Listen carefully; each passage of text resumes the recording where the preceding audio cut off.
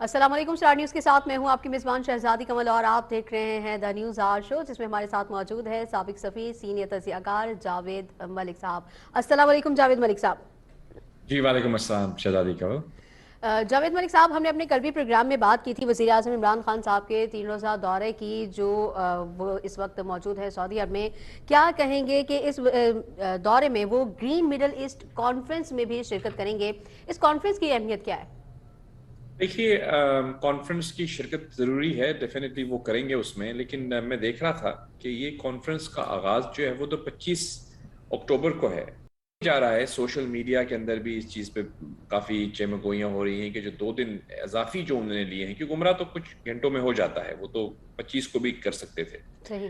لیکن غالباً کچھ ایسی باتیں کی جا رہی ہیں، کسی شادی میں انہوں نے شرکت کرنی ہے، اب پتہ نہیں صحیح ہے یا غلط ہے، لیکن بہرحال اس کو کلیریفائی کر دینا چاہیے، ہمیں تو اس کا علم نہیں ہے۔ ہم صحیح۔ نے سنا ہے کہ کچھ قسم کی اگر یہ غلط باتیں ہیں تو شاید وزیر اعظم ہاؤس اس کو ریفیوٹ کر دے، کیونکہ تردید کر کچھ دیں۔ لوگوں کے اندر یہ جو ہے وہ ایک طرح سے تشویش پائی جاتی ہے کہ وزیر اعظم صاحب کو ہونا چاہیے تھا ملک کے اندر، خصوصاً جب یہ ملک میں اس وقت جو ہے وہ ایک غیر یقینی صورتحال ہے۔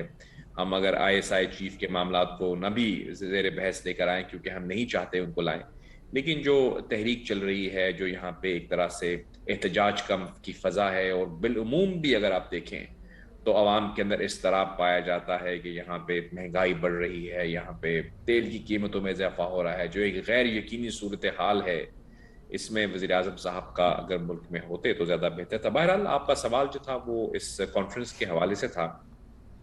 ذاتی طور پر اگر آپ مجھے پوچھیں، ویسے ہمارے ملک میں یہ تو موضوع بحث نہیں آتا، لیکن جو کلائمیٹ چینج ہے، یعنی جو ہمارے ماحولیاتی ترجیحات ہیں دنیا کی، وہ بہت اہمیت کی حامل ہیں۔ بالکل۔ ہم اس کو توجہ نہیں دیتے، ہم تو بالکل بھی نہیں دیتے، کیونکہ ہمارے ہاں اتنے زیادہ اور مسائل زیر بحث ہوتے ہیں کہ جو سنجیدہ ایشوز ہیں ان پر بات بات ہی نہیں کرنے کا کرتے۔ موقع ہی نہیں ملتا کسی کو۔ دنیا جو ہے اس وقت وہ سپیس میں انویسٹمنٹ کی بات کر رہی ہے کہ دنیا میں اب آپ کو یاد ہوگا کہ کاروبار جو ہوتا تھا دنیا میں ہوتا تھا، اب جو ہے وہ سپیس سے ریلیٹڈ جو ایک انڈسٹری جنم لے رہی ہے آئندہ آنے والے سالوں میں، اس میں لوگ کس طرح سے انویسٹ کریں، وہاں پہ کیسے کاروبار کیا جائے اس سپیس ٹیکنالوجی کے اندر، یہاں موضوع بحث دنیا میں اس وقت یہ ہے۔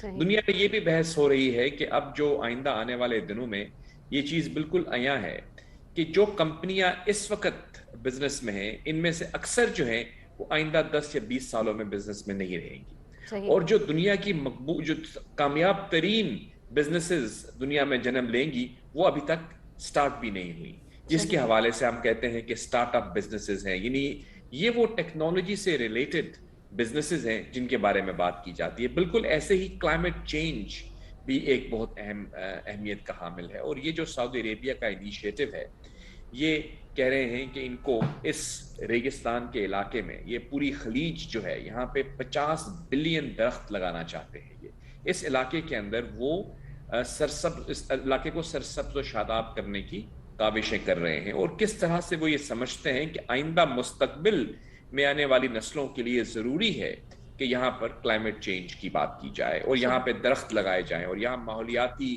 جو پولوشن ہے اس کا تدارک کیا جائے، ورنہ جو تباہ کاریاں ہوں گی ماحولیاتی فرنٹ کے اوپر، اس کا سامنا دنیا میں شاید ممکن نہ ہو۔ یعنی یہ بھی کہا جا رہا ہے کہ اگر آپ نے اس وقت ماحولیاتی چینجز کو ایڈریس نہ کیا تو اس وقت جو خطہ ارض ہے یہاں میں پانی کی جو سطح ہے وہ بلند ہو جائے گی، اور یہ بھی ممکن ہے کہ بہت سارے ممالک اس وقت جو دنیا میں موجود ہیں وہ زیر سمندر آ جائیں، صحیح۔ اور اس کے نتیجے میں کروڑوں لوگ نقل مکانی کرنے پر مجبور ہو جائیں۔ اب جب ہم یہ باتیں کر رہے ہوں گے تو ہمارے دیکھنے والے شاید کہہ رہے ہوں کہ یہ کس دنیا کی باتیں ہیں، جی۔ یہ ہماری دنیا کی ہی باتیں ہیں، لیکن پرابلم یہ ہے کہ ہم ان موضوعات پر بات کرنا ہی نہیں چاہتے۔ ہم یہاں بات کرنا چاہتے ہیں تحریک طالبان کی اور تحریک لبیک کی، اور یہاں پہ جو ہے وہ نوٹیفیکیشن ایشو نہیں ہو رہے، اور یہاں پہ جو ہے وہ یعنی ایسی باتوں پہ ہم اپنا وقت تمام کا تمام، ہمارے میڈیا کے ہمارے لیے سب قابل احترام ہیں، جو ہمارے پرائم ٹائم ہے میڈیا کا، وہ ان موضوعات پہ ہم بحث کرتے ہیں جن کا یعنی اب میں کیا کہہ سکتا ہوں۔ لیکن بہرحال کیونکہ آپ کا سوال تھا، کیونکہ میں ان چیزوں سے کافی لگاؤ رکھتا ہوں، کیونکہ یہ جو ماحولیاتی تبدیلیاں ہیں، کلائمیٹ چینج، یہ ہمارے دنیا کا ایک بہت بڑا چیلنج ہے. تو خان صاحب بھی یقیناً ہم جانتے ہیں نا کہ یہ بلین ٹریز سونامی کی جی ذکر ایک دفعہ وزیر اعظم صاحب نے کیا تھا. اور دیکھیے جو ان کی اچھی باتیں ہیں ان کو ہم اپریشیٹ کریں گے. ان پرنسپل جو یہ بات کر رہے تھے کہ 1 بلین ٹریز لگائیں گے، یعنی 1 ارب درخت کاشت کریں گے یہ پاکستان میں، یہ بہت ضروری تھا، یہ ایک صحیح. اچھی بات انہوں نے کی تھی. لیکن ہم نے اس کو بھی تمسخر اڑا دیا لوگوں کو، کیونکہ اس کا ادراک نہیں ہے کہ کیونکہ ماحولیاتی. سر وہ انہوں نے باقی جو باتیں کی تھی، باتیں تو وہ بھی اچھی تھیں، 1 کروڑ نوکری والی باتیں بھی اچھی تھی، 50 لاکھ گھر والی بھی باتیں اچھی تھی، کرپشن ختم کریں گے یہ بھی بات اچھی تھی، چوروں کو پکڑیں گے یہ بھی بات اچھی تھی، پیسہ واپس لائیں گے یہ بھی بات اچھی تھی. ہم تو انہی اچھی باتوں میں آ کر پھنس گئے. جی اب دیکھیں یہ آپ جو بات کر رہی ہیں یقیناً وہ اپنی جگہ پہ صحیح ہے کہ جو خواب سرسبز، یعنی کیا کہتے ہیں، سبز باغ دکھائے گئے تھے. کیونکہ ہم بات بھی ماحولیات سے کر رہے ہیں تو میرے ذہن میں بالکل بھی باغ اس وقت گھوم رہے ہیں.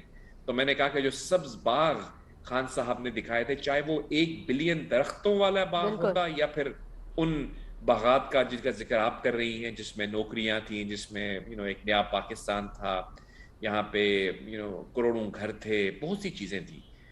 خیر وہ تو ہم ان موضوعات پہ بات کرتے ہی رہتے ہیں اور کرتے رہیں گے. لیکن کیونکہ آپ کے سوال کا جو اشارہ تھا وہ اس کانفرنس کے بارے میں تھا، گرین یعنی مڈل ایسٹ سمٹ کے کانفرنس. بارے میں تھا. جی جی، مڈل ایسٹ گرین سمٹ. اللہ سبحانہ و تعالیٰ نے ہمارے ملک کے اندر تو ہمیں ایک زرخیز زمین دی ہے. یعنی یہاں پہ تو وہ چیلنجز جن کا ذکر اس کانفرنس میں ہوگا، یعنی یہ وہ ممالک ہیں جو مشرق وسطیٰ کے اندر جہاں پہ ریگستان ہے، یعنی وہاں پر آپ کو کاشتکاری کرنے کے لیے بہت زیادہ محنت کرنی پڑتی ہے. اور اس کے باوجود ہم دیکھتے ہیں کہ اگر آپ کبھی یعنی متحدہ عرب امارات یا کچھ علاقوں میں جائیں خلیج کے، تو آپ دیکھیں کہ وہاں پہ آپ کو یہ احساس نہیں ہوگا کہ یہ ایک صحرا ہے، اتنی وہاں پہ انہوں نے ویجیٹیشن کی ہے. اور ہمارے ہاں الحمدللہ ہماری زمین تو زرخیز ہے. یہاں پہ تو ہم ویسے ہی کوئی اگر لوگ کچھ فروٹ کھا کے اس کو اس کی جو گٹھلی بیج یا ہے اس چھلکا کو پھینک دیں. پھینک دیں تو وہاں پہ خود بخود درخت پھوٹ جاتا ہے. اتنی ہماری اللہ نے ہمیں زرخیز زمین دی ہے، لیکن اس کے باوجود ہم اس کا پوری طرح سے فائدہ نہیں اٹھا سکے. اور اگر اس پہ توجہ دینے کے لیے خان صاحب گئے ہیں تو یہ بہت اچھی بات ہے. ہم امید کرتے ہیں کہ گرین مڈل ایسٹ انیشیٹو کے اندر پاکستان بھی اپنا کردار ادا کر سکے گا. اور پاکستان کے اندر کی جانے والی جو ماحولیاتی تبدیلیوں کے اثرات کو فائٹ کرنے کے لیے جو ہماری کاوشیں ہیں، اب وہاں پہ ہماری جو وزیر ماحولیات میرے خیال میں زرتاج گل ہیں، اگر میں غلط نہیں کہہ رہا تو، اگر غلط کہہ رہا ہوں تو معذرت چاہوں گا. وہ بھی کبھی کبھی اسٹیٹمنٹس ایسی دے دیتی ہیں کہ لوگ ان کو لائٹر نوٹ پہ لے جاتے ہیں. لیکن یہ جو کلائمیٹ چینج ہے اٹ سیلف، یہ ایک بہت سنجیدہ بات ہے. تو اس پر یہ اٹینڈ کرنے کے لیے گئے ہیں، اس پہ تو ہمیں کوئی مطلب دو رائے نہیں ہونی چاہیے کہ یہ ایک اچھا اقدام ہے. لیکن صحیح. جس چیز پہ سوال اٹھائے جا رہے ہیں وہ یہ ہے کہ ایک تو 2 دن پہلے چلے گئے، کیونکہ کانفرنس تو ابھی اس کا جو انوگریشن ہوگی وہ 25 کو ہوگی. صحیح. تو ہو سکتا ہے کیونکہ کوئی ملاقاتیں ہوں اس سے پہلے جس کے لیے وہ گئے ہیں. کیونکہ میں نے سنا ہے، بلکہ میں جانتا ہوں کہ جو شوکت ترین صاحب ہیں، جو امریکہ میں IMF سے مذاکرات میں چلے ہم یہ نہیں کہتے کہ ناکام، یعنی وہ وہاں سے واپسی ہو رہی ہے ان کی پاکستان آنے کے لیے، تو وہ بھی غالباً وہیں سے ان کو بھی کہا ہے خان صاحب نے کہ آپ وہاں پہنچیے سعودی عربیہ. اور حماد اظہر جو ہیں ان کے، جو کہ انرجی سے ریلیٹ کر رہے ہیں آج کل، پہلے اکنامک افیئرز کو بھی دیکھ رہے تھے، ان کو بھی بلا لیا گیا ہے. تو ہم جانتے ہیں کہ ان دونوں شخصیات کی وہاں ہونا پھر یہ اندیہ دیتا ہے کہ ہو سکتا ہے کہ جو ان کی ملاقات ہو اس صحیح. کی نوعیت اقتصادی بھی ہو، کیونکہ آف کورس پاکستان کو اس وقت ایک مالی سپورٹ کی بھی ضرورت ہے، اور جو ہمیشہ ہی رہی ہے. اور سعودی عربیہ کیونکہ ہمارا بڑا بھائی ہے، ہمیشہ ہمارے ساتھ کھڑا رہا ہے، اور ہم انشاءاللہ ہماری ساتھ رہے گا، اور ہم بھی ان کے ساتھ کھڑے رہیں گے. تو غالباً اس ٹاپک پر بھی ڈسکشن ہوگی ان کی صحیح. صحیح. کہ پاکستان کو کس طرح سے مالی معاونت دے سکتا ہے، کوئی جو سٹاپ گیپ ارینجمنٹ کر سکتے ہیں، کیونکہ جو $1 بلین کی بات کی جا رہی ہے یہاں 5 بلین ٹریز کی بات کر رہے ہیں لیکن ہم شاید کچھ بلین ریال یا درہمز کی بات کر رہے ہوں خان صاحب. تو چلیں بلینز میں ہی کریں جو بھی کریں. عرب ملک ویسے بھی بلین کو اردو میں عرب کہتے ہیں نا, تو چاہے 5 ارب درخت ہوں یا 1 ارب ڈالر ہوں یا کچھ عرب دوستوں سے ملاقات ہو, تو ہم ان کو ان کے لیے خیر خواہ وش کرتے ہیں کہ وہ پاکستان کے لیے اچھے فیصلے کریں, لیکن ان کا پاکستان میں ہونا اس وقت ضروری ہے کیونکہ بحران جو ہیں وہ 3, میں سمجھتا ہوں کہ 3 بڑے بحران اس وقت جنم لیتے ہوئے نظر آ رہے ہیں آپ کو پاکستانی منظرنامے پر. صحیح. اچھا سر, اگر ہم بات کریں فیٹف کی, تو فیٹف نے پاکستان کو ابھی تک گرے لسٹ میں رکھا ہوا ہے. کیا سمجھتے ہیں آپ کہ یہ پاکستان کی سفارتکاری کی ناکامی نہیں ہے؟ کیونکہ 36 میں سے 30 نکات جو ہیں ان پر عمل درآمد ہو چکا ہے, اس کے باوجود ہم ابھی تک گرے لسٹ میں ہیں. ہم نے بہت سے اپنے کام جو ہے وہ روک دیے تھے, بہت سے مطالبات اپنے لوگوں کے سائڈ پہ رکھ دیے تھے, بہت ساری چیزوں کو ہم نے پس پردہ ڈال دیا تھا صرف اس لیے تاکہ ہم گرے لسٹ سے نکل جائیں, لیکن اس کے باوجود ہم گرے لسٹ میں ہی ہیں. جی دیکھیے, اس میں میں یہ نہیں کہوں گا کہ صرف اور صرف ہماری سفارتکاری کی اس میں کوئی کمی رہ گئی ہے. کوششیں تو انہوں نے کی ہیں. 2 عوامل ہیں میری انفارمیشن کے مطابق. ایک تو یہ ہے کہ ہمارے ہاں جو ادارے ہیں, جن اداروں کی ذمہ داری ہے کہ اس معاملے پہ وہ ڈیل کریں, جس میں آف کورس ہماری منسٹریز ہیں, اکانومی کی منسٹری ہے, فائنانس ہے, اسٹیٹ بینک, مختلف لوگ ہیں, وہاں پہ کچھ آپس میں بھی کچھ ہم سنتے ہیں کہ کچھ لیک آف انڈرسٹینڈنگ ہے, اور یعنی ایک دوسرے پہ سبقت لے جانے کی جو ایک رساکشی رہتی ہے ہماری بیوروکریسی کے اندر بھی, انفارچونیٹلی کبھی کبھی وہ کاؤنٹر پروڈکٹیو ثابت ہوتی ہے. تو کہیں تو ہمارے ہاں انٹرنلی ہم ان چیزوں کو ایڈریس کرنے میں غالباً ایک دوسرے پہ ڈال کر اس چیز کو التوا میں ڈال رہے ہیں. میری کچھ انفارمیشن اس طرح کی آئی ہے, میں امید کرتا ہوں یہ غلط ہو, کیونکہ ہمارے جو پروفیشنلز اس وقت بیٹھے ہوئے ہیں منسٹریز کے اندر بھی, ہماری بیوروکریسی کے اندر, وہ کافی سیزن بیوروکریٹس ہیں, اور اگر وہ چاہیں تو اس معاملے کو بڑے امپورٹنٹ معاملات ہیں, ان کو وہ ایڈریس تو کر سکتے ہیں.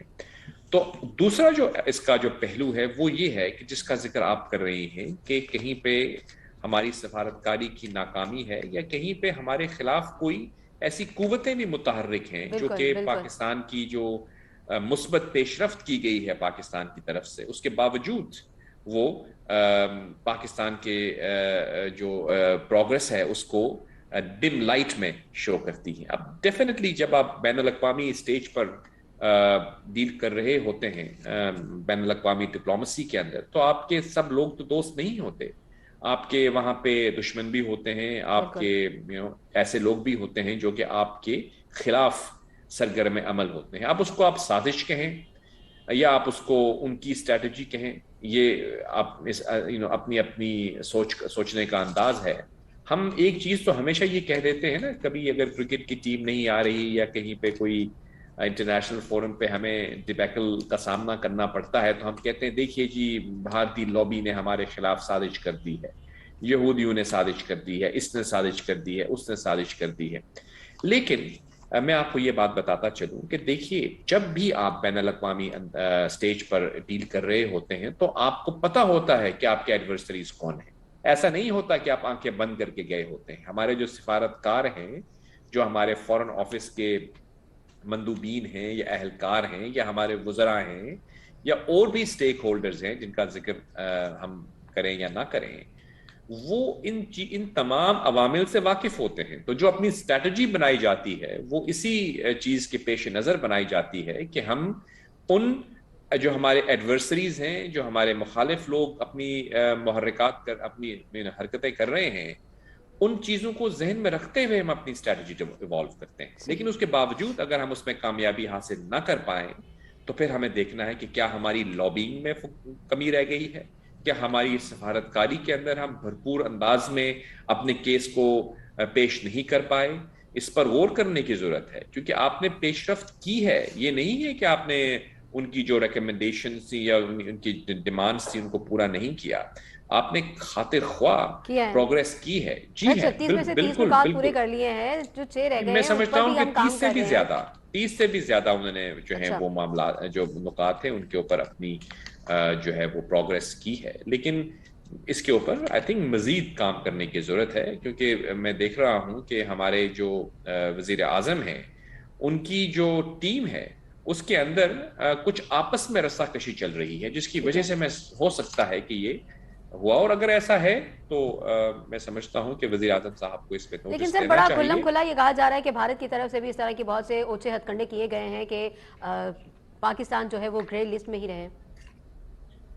اب دیکھیے میں آپ کو وہی تو کہہ رہا ہوں کہ جو ہمارے ایڈورسریز ہیں، جو ہمارے مخالفین ہیں، دیکھیے بین الاقوامی سطح پر بھی ہمارے خلاف بھی لوگ کام کر رہے ہیں نا، یہ تو ہم کو یہ ہمیں ماننا ہے۔ جس طرح ہم ایک چینل چلا رہے ہیں، اس چینل کے اندر ایسے اور بھی لوگ ہیں چینل چلانے والے، یعنی ہمارے کمپٹیشن بھی ہے نا، ہم یہ نہیں کہتے کہ وہ دشمن ہیں ہمارے، لیکن آف کورس کمپٹیشن ہے، تو ہم نے جب اپنے پروگرام کو بنانا ہے تو ہم ایسے بناتے ہیں کہ ہمارے پروگرام میں اور دوسرے کے پروگرام میں اگر کچھ ڈفرنس ہونا چاہیے، یعنی ہم بہتر کریں گے تو ہمارے پروگرام کو دیکھا جائے گا۔ بالکل ایسے ہی بین الاقوامی سٹیج کے اوپر بھی جب پاکستان اپنی اسٹریٹجی ڈیولپ کرتا ہے تو اس کو یہ پتا ہوتا ہے کہ ہمارے کمپٹیشن میں کون کون سے ممالک ہیں، یا ہماری ایڈورسریز کون ہیں، یا ہمارے مخالفین کون ہیں، تو ان کی جو پالیسیز ہیں، ان کی جو اسٹریٹجیز ہیں، ان کا دفاع کرنے کے لیے ہمیں ان سے بہتر انداز میں اپنے کیس کو پیش کرنا پڑتا ہے بین الاقوامی سٹیج پہ۔ یہاں پہ آ کے پھر سفارتکاری کام آتی ہے آپ کو، اور وہیں پہ میں آپ کو یہ کہتا ہوں کہ ہماری جو سفارتکاری ہے یقیناً ہم اس پہ کئی جگہوں پہ بہت اچھا کام کر رہے ہیں، لیکن ہم بین الاقوامی سطح پر بالخصوص ویسٹرن ورلڈ کے اندر امریکہ کے ساتھ اور جو نیٹو کے ممالک ہیں اور جو مغربی دنیا ہے، برطانیہ ہے، فرانس ہے، جرمنی ہے، اٹلی ہے، ہم ان کے ساتھ ہماری جو انگیجمنٹ ہے، یورپین یونین ہے، ان کے ساتھ ہماری انگیجمنٹ کو زیادہ روبسٹ ہونا چاہیے۔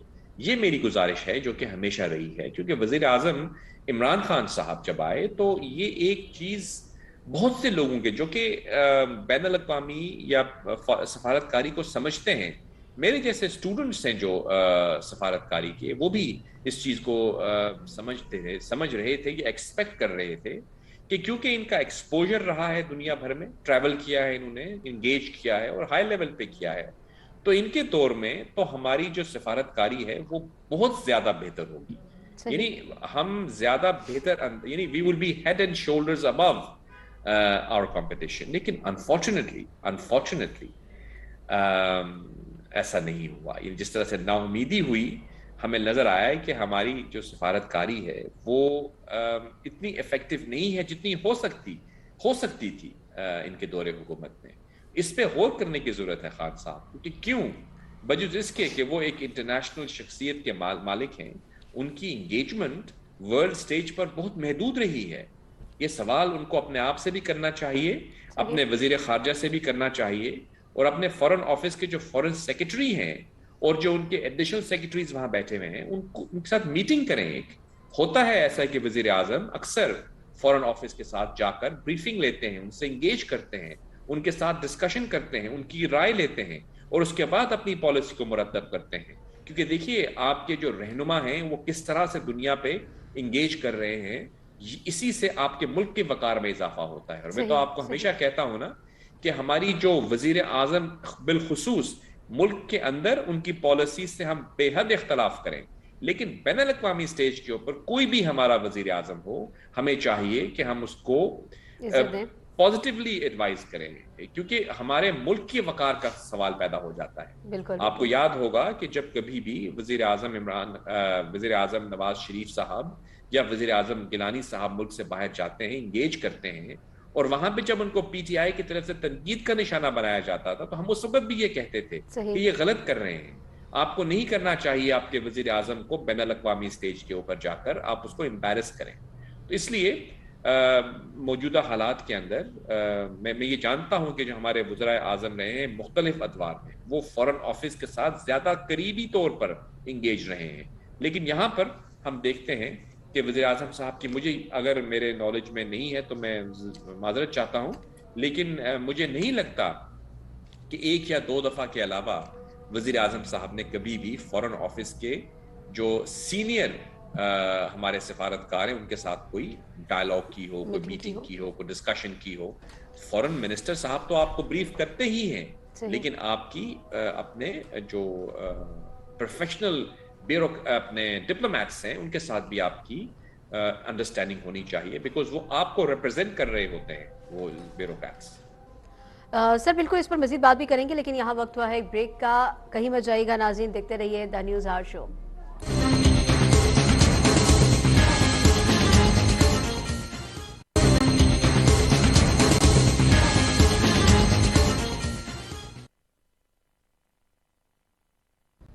ویلکم بیک ناظرین، آپ دیکھ رہے ہیں دا نیوز آور شو، ہمارے ساتھ موجود ہیں جاوید ملک صاحب۔ جاوید ملک صاحب، گورنر اسٹیٹ بینک رضا باقر صاحب نے کچھ دن پہلے ایک سٹیٹمنٹ دی، بلکہ ایک انوکھی منطق کہہ لیں کہ انہوں نے پیش کی ہے۔ انہوں نے کہا ہے کہ جب بھی روپے کی قدر میں گراوٹ ہوتی ہے تو اوورسیز پاکستانیوں کو اس سے فائدہ پہنچتا ہے۔ آپ بھی چونکہ اوورسیز پاکستانی ہیں، کیا کہیں گے؟ باقی لوگوں نے تو بڑا سخت رد عمل دیا ہے، آپ کیا کہیں گے اس بارے میں؟ میں کیا کہہ سکتا ہوں اس کے بارے میں، یعنی یہ سر فائدہ ہوا ہے؟ رضا باقر صاحب جو ہیں وہ ایک سینئر پروفیشنل ہیں۔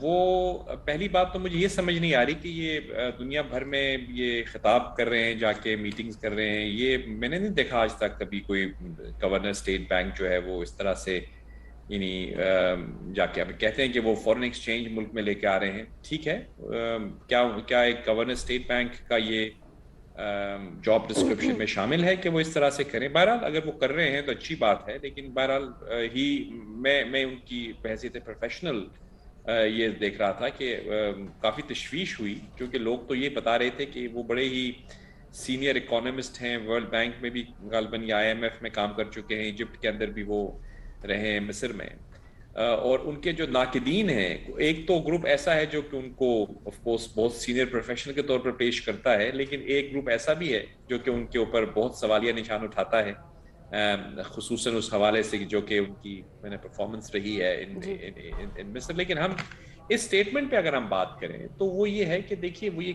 کہنا چاہ رہے ہیں کہ اگر یعنی کیسے ایک اسٹیٹ بینک کے گورنر نے یہ کہہ دیا، میرے لیے تو یہ حیران بلکہ پریشان کن بات ہے کہ آپ کس کو یہ ایکسپلین کرنا چاہ رہے ہیں؟ کیا آپ یہ سمجھتے ہیں کہ اوورسیز پاکستانیز جو ہیں وہ خدا نخواستہ جاہل ہیں، الٹریٹ ہیں، ان کو کوئی الف بے نہیں آتی اکانومی کی؟ یقیناً ہمارے بہت سارے محنت کش پاکستانی دنیا بھر میں کام کر رہے ہیں، ہو سکتا ہے کہ وہ آپ کی طرح سے یعنی ہارورڈ میں نہ پڑھے ہوں، یعنی اتنی ان کی تعلیمی صلاحیت نہ ہو، لیکن اتنا سب جانتے ہیں کہ جب آپ کے ملک کے اندر آپ پیسے بھیجتے ہیں تو آپ کے روپے کی گراوٹ، پہلا سوال تو یہاں یہ پیدا ہوتا ہے کہ یہ جو لوگ ملک سے باہر گئے ہیں یہ گئے کیوں ہیں؟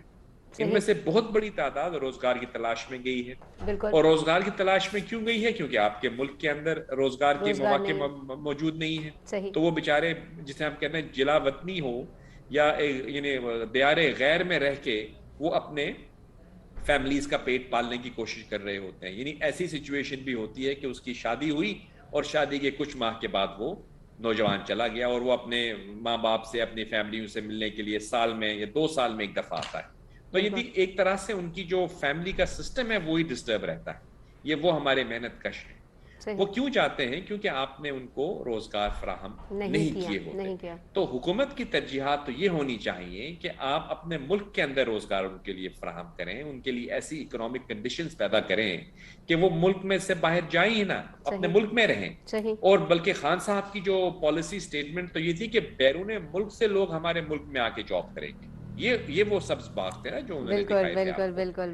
اب یہاں سے آپ پہلی بات تو یہ ہے، دوسری بات یہ ہے کہ کیا اوورسیز پاکستانی، میں اوورسیز پاکستانی رہا ہوں اور میں جانتا ہوں، میری رابطہ ہے بہت قریبی طور پر یورپ سے لے کر مشرق وسطی تک رہنے والے اوورسیز پاکستانیز کے ساتھ، کوئی اوورسیز پاکستانی میں یقین سے آپ کو کہہ رہا ہوں یہ نہیں چاہے گا کہ ہمارے ملک کی معیشت جو ہے وہ تباہ کاری کا شکار۔ بالکل کوئی اوورسیز پاکستانی اپنے ذاتی فائدے کو نہیں دیکھتا کہ میرے جو ڈالرز ہیں وہ کیونکہ ہمارا ملک کی اکانومی کمزور ہو رہی ہے اور میری آمدن میں اضافہ ہو رہا ہے تو میں جو ہوں اس میں خوش ہو جاؤں، بالکل بھی نہیں۔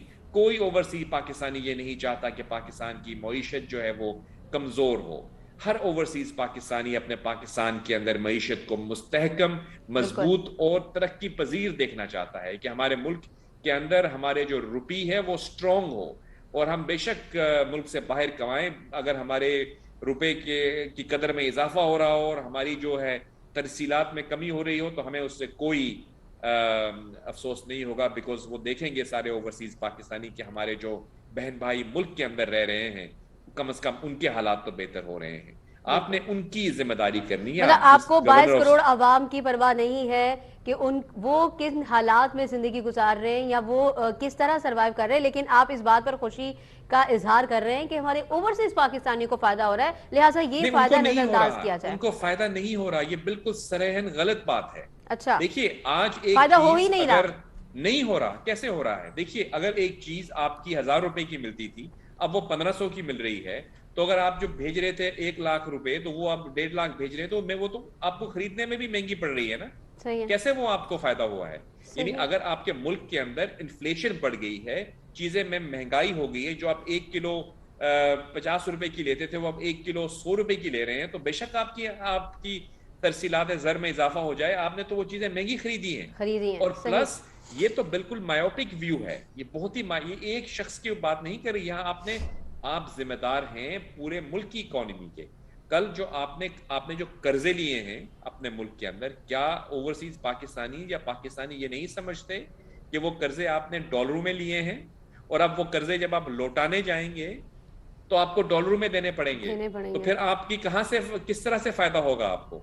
صحیح, جو آپ نے ایک 100 روپے کا جب ڈالر تھا تو آپ نے $1 ملین قرضہ لیا, ٹھیک ہے, تو آپ کو 1 ملین جو ہے وہ آپ کے پاس آیا. اب جب آپ نے واپس کرنا ہے تو آپ نے $1 ملین کرنا ہے, اور آپ کا روپیہ تو گر چکا ہے نیچے, گر چکا ہے, تو آپ کو تو پھر 1.5 ملین واپس کرنے پڑیں گے.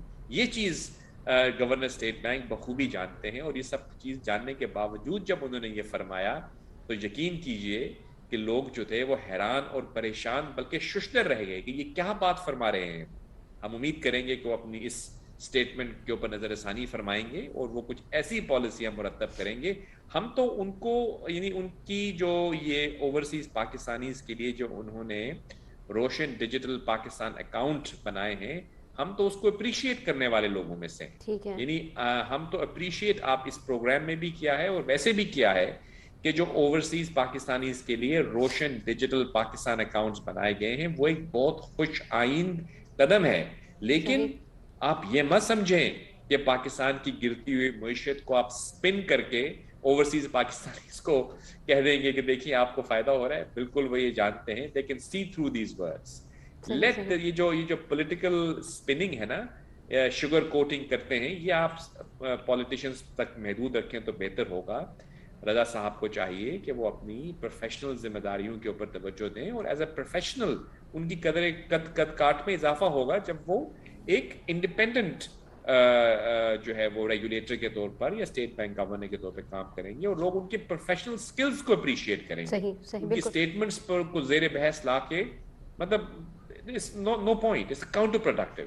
تو ہم بجز صد احترام ان کو یہی کہنا چاہیں گے محترم گورنر صاحب کو کہ آپ کی جو پالیسی سازی ہے وہ آپ کی پہچان بنے تو وہ بہتر ہوگی, بجائے اس کے کہ اس قسم کی اسٹیٹمنٹس آپ دے دیں جو پھر آپ کے لیے کل جا کے آپ کے لیے امبیرسمنٹ پیدا ہے. صحیح, بہت شکریہ سر. بہت بہترین ہمارا آج کا بھی یہ پروگرام رہا اور بہت کچھ آپ سے سیکھنے کو ملا, بہت کچھ ہمارے ناظرین کے بھی علم میں اضافہ ہوا ہوگا. گورنر صاحب کے بیان سے ریلیٹڈ بھی ہم نے بات کی ہے, وزیر اعظم کے دورے پر بھی ہم نے گفتگو کی ہے, اور فیٹ اپ میں پاکستان ابھی تک گرے لسٹ میں رکھا ہوا ہے, اس پر بھی گفتگو کی ہے. بہت شکریہ سر, آپ نے اپنے قیمتی وقت میں سے ہمیں وقت دیا.